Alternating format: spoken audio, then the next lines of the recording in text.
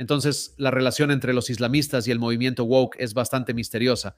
Hemos visto mucho de esto, especialmente durante los movimientos y protestas pro-Palestina, donde los activistas queer por Palestina sorprendentemente aparecen todo el tiempo, ignorando el hecho de que no hay queer en Palestina, o al menos tienen miedo de salir del closet. Pero bueno, el comediante Leo Kearse está señalando la doble moral y la hipocresía del alcalde musulmán Sadiq Khan por igual, al mismo tiempo, apoyando los movimientos de derechos LGBTQ en el Reino Unido, pero haciendo la vista gorda ante la falta de derechos que tienen en Arabia Saudita. Vamos a echar un vistazo. Entonces, Sadiq Khan está en peregrinación a la Meca en Arabia Saudita. Aquí está. Aquí está. Quizá pensaste que era Ellen DeGeneres tachando esto de su lista de deseos, pero no. Este es el alcalde de Londres. Assalamu alaikum y Eid Mubarak a todos en Londres y en todo el mundo que están celebrando el Eid. El Hajj, en esencia, simboliza la humildad, la superación personal y nuestra humanidad colectiva. Alhamdulillah, me siento verdaderamente honrado y bendecido de haber realizado el Hajj junto a más de 1,5 millones de musulmanes de todo el mundo. El Hajj es un recordatorio para todos aquellos que realizan esta peregrinación que cambia la vida y la llena de significado. Que Alá lo acepte de todos nosotros. Parece que lleva una de esas prótesis de látex para simular calvicie. Literalmente se parece al enano que interpreta a Lisa en Los Simpson. Pero espera un minuto, espera un minuto. ¿Dónde está esa bandera del orgullo trans? ¿Dónde están las otras religiones? ¿Dónde están los judíos y los cristianos? Como cuando Sadiq Khan está en Londres, pide tolerancia y más inmigración y que aceptemos a muchos musulmanes en nuestro país y que toleremos todas las religiones y dejemos que los musulmanes tengan su oración pública. Bueno, ¿por qué no hace lo mismo en Arabia Saudita? Esto es una peregrinación al centro espiritual de la fe que lo guía y en Arabia Saudita no hay iglesias, no hay sinagogas. Quiero decir, solía haber judíos y cristianos en Arabia Saudita, pero fueron convertidos, fueron expulsados, fueron masacrados. El gobierno todavía prohíbe el culto público de judíos o cristianos, a diferencia de Londres bajo Sadiq Khan, donde él elogia la oración islámica masiva y pública en Trafalgar Square. Assalamu alaikum, hola, he venido a darles las gracias. Sé que has organizado iftares en Brighton, Birmingham, Bradford, Blackburn, Cambridge y Glasgow. Guardamos lo mejor para el final. No soy de usar joyas llamativas. Hoy más que nunca creemos que vamos a romper el récord del iftar más grande, no solo en Londres, no solo en el Reino Unido, no solo en Europa, sino en el mundo occidental. ¿Por qué Sadiq Khan no pide que los judíos y cristianos sean aceptados en Arabia Saudita? ¿Por qué no pide que su culto público sea financiado por el gobierno saudita como lo es en Gran Bretaña? Como Sadiq Khan llama racistas a los británicos que quieren reducir la inmigración y detener la llegada de falsos refugiados al país. ¿Está Sadiq en Arabia Saudita llamando racistas a los ministros de su gobierno? Porque si crees que querer limitar a los solicitantes de asilo, querer pruebas más estrictas para los solicitantes de asilo, es malo. Las fuerzas fronterizas sauditas literalmente ametrallaron a refugiados que huían del conflicto en Etiopía. Como si ponemos a un falso refugiado, militante yihadista, caníbal y violador del Cuerno de África en algo que no sea un hotel 5 estrellas en Gran Bretaña, Sadiq Khan dice, eso es racista, eso es racista. Debes subirlo a la suite superior con la cafetera. ¿Por qué tiene esos doble rasero? ¿Y cómo crees que será Gran Bretaña cuando tipos como Sadiq tengan la mayoría? Solo para darte una idea del tipo de opresión que han sufrido los judíos y cristianos en Arabia Saudita. En Medina, en Arabia Saudita, las fuerzas musulmanas sitiaron a la tribu judía de Banu Qurayza, quienes se rindieron y todos los hombres adultos fueron ejecutados y las mujeres y los niños fueron esclavizados. Y los musulmanes no ven esto como una mancha horrenda en su historia. Mientras está en su peregrinación, Sadiq Khan no estará lamentando la naturaleza colonial del Islam y su historia de conquistar países, despojar a los pueblos nativos y esclavizarlos. No, los musulmanes celebran victorias militares como esta, y realmente te hace preguntarte qué podría pasar en Gran Bretaña. En el Londres de Sadiq Khan, la vivienda social en Londres se reparte a islamistas peligrosos, como auténticos comandantes terroristas de Hamás. ¿Crees que Sadiq Khan está pidiendo al gobierno saudita que le dé vivienda gratis a radicales cristianos? No hay cristianos ni judíos en Arabia Saudita. Quiero decir, sí hay cristianos y judíos en Arabia Saudita, pero solo como trabajadores temporales. No hay ciudadanos sauditas que estén registrados como cristianos o judíos. Y además, Sadiq habla a favor de los derechos de las mujeres y los derechos de los gays, derechos LGBTQ cuando está en Gran Bretaña. ¿Crees que hace eso en la Meca?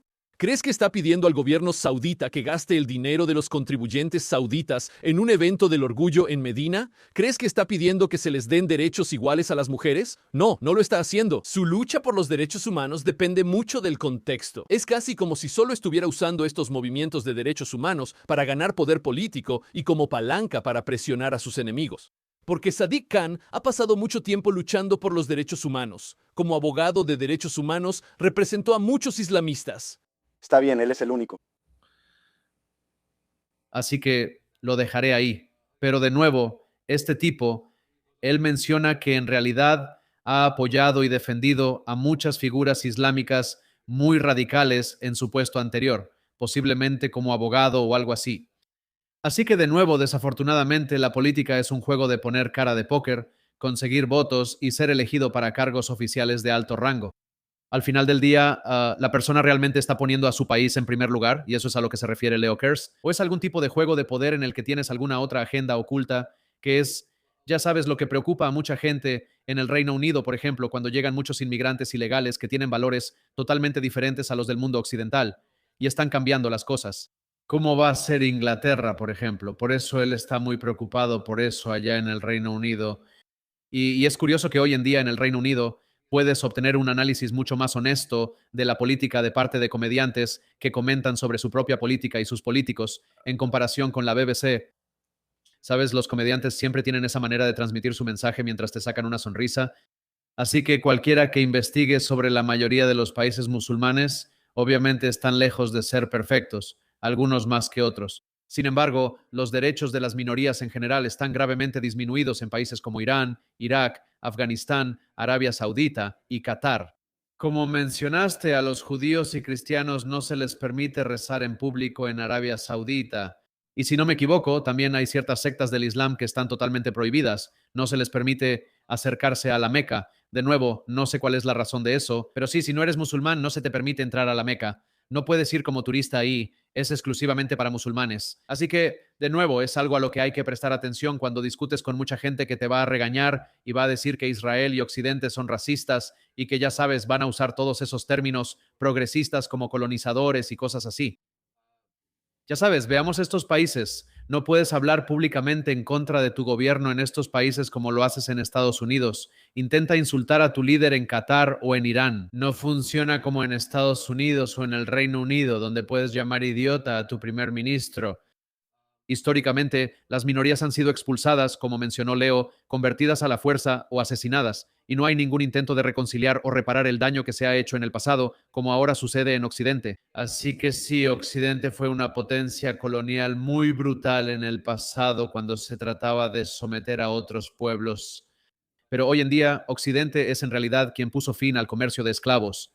Ellos acabaron con la esclavitud en sus propios países, obviamente no sin una lucha, pero en realidad lo hicieron, lo lograron, y de hecho están tratando de hacer reparaciones y avanzar para que las personas que son descendientes de esas poblaciones puedan prosperar y tener éxito. Así que de nuevo, nada es perfecto, pero ellos hicieron ese intento, mientras que en África y en gran parte de Medio Oriente, la esclavitud lamentablemente sigue existiendo hasta el día de hoy en diferentes formas.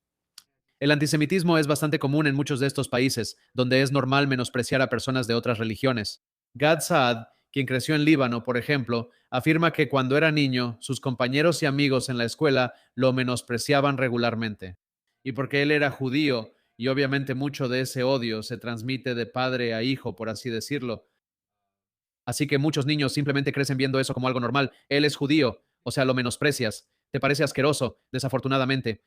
Así que la lección de este video, creo, es simplemente no seas un político. Si no estás de acuerdo con alguien, con sus creencias y todo eso, no necesitas ser hipócrita. Como vemos aquí en un ejemplo de esto, donde los apoyas cuando estás con ellos y luego cuando no estás en su presencia, de alguna manera los menosprecias. Sé coherente. Si estás muy en desacuerdo con alguien, eso no significa que tengas que dejar de verlo como un ser humano, pero tampoco significa que no lo defenderás si es agredido o algo así. Aún puedes ser un ser humano totalmente en desacuerdo con ellos. Y solo un ejemplo que realmente me encanta y que es un punto muy fuerte. Escuché una historia sobre el Rebbe de Lubavitch, el rabino de Chabad, el último rabino de Chabad, quien tenía fuertes desacuerdos filosóficos con los primeros líderes sionistas en Israel en 1948 y lo dejó muy claro. Él no iba a ceder en ninguno de sus puntos ni en su posición sobre ciertos temas, pero al final del día siempre tenía una conversación civilizada. Cuando se encontraba con una de estas personas, siempre las trataba como seres humanos y las amaba a pesar de esos desacuerdos.